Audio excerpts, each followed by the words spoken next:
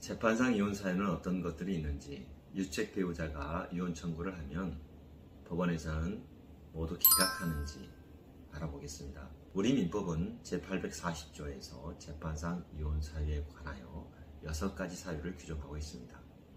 배우자에게 부정한 행위가 있었을 때, 배우자가 악의로 다른 일방을 유기한 때, 배우자 또는 그 직계존속으로부터 심히 부당한 대우를 받았을 때, 자기의 직계존속이 배우자로부터 심히 부당한 대우를 받았을 때, 배우자의 생사가 3년 이상 분명하지 아니한 때, 6호 기타 혼인을 계속하기 어려운 중대한 사유가 있을 때 재판상 이혼 청구를 허용하고 있습니다.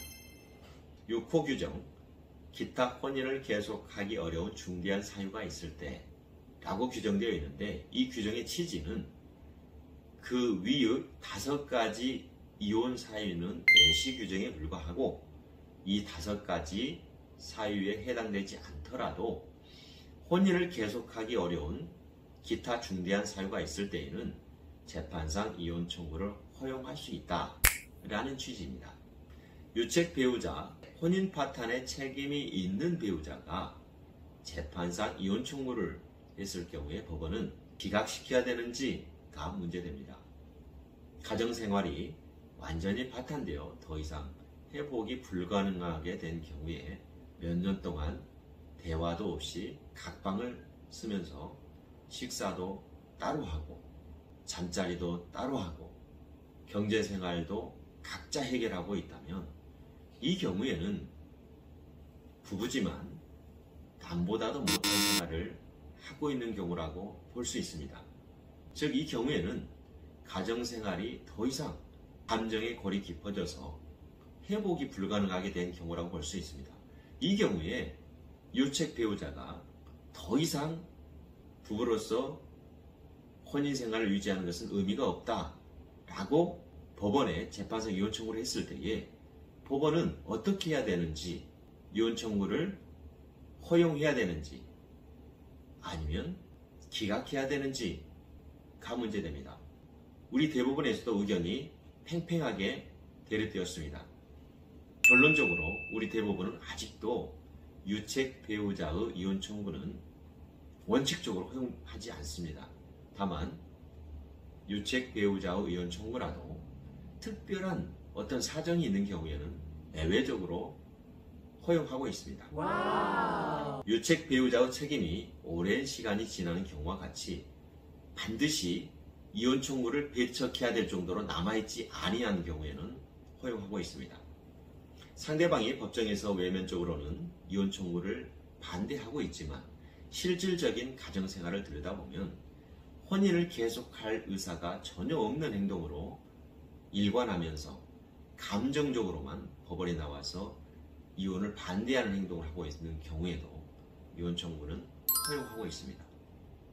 이혼을 청구하는 배우자의 유책성을 상쇄할 정도로 유책 배우자가 그동안 상대방 배우자 또 자녀에 대해서 지속적인 보호와 배려를 해온 경우라면 유책 배우자의 이혼 청구라도 허용하는 경우가 있습니다. 세월의 경과에 따라서 혼인 파탄 당시 현저하였던 유책 배우자의 유책성과 상대방 배우자가 받은 정신적 고통이 점차 약화되어서 쌍방의 책임의 경중을 현재 더 이상 엄밀히 따지는 것이 무의미하다라고 보여질 때는 이혼 청구를 허용하고 있습니다. 따라서 유책 배우자의 이혼 청구는 기각된다라는 말은 맞지 않는 말입니다. 여기서 유책 배우자의 상대방에 대한 이혼 청구가 어느 정도 유책 배우자의 유책성이 상쇄되었을 때 허용되느냐라는 문제는 법원에서 심리를 통해서 결정하게 됩니다. 그러면 배우자 쌍방에게 동등한 정도 책임이 인정되어 있는 경우에 이혼 청구는 허용될 것인가 라고 문제되는데, 실무에서는 대부분 이혼 청구를 허용하고 있습니다. 즉, 동등한 정도의 유책성을 가지고 혼인생활에 파탄된 경우라면 더 이상 혼인생활을 유지하는 것이 양 배우자에게 도움이 되지 않는다라고 판단해서 재판상 이혼 청구를 허용하고 있는 실정입니다. 오늘은 재판상 이혼 청구에 대해서 간략하게 말씀드렸습니다. 다음에는 다른 내용으로 더 좋은 내용으로 찾아뵙겠습니다. 감사합니다.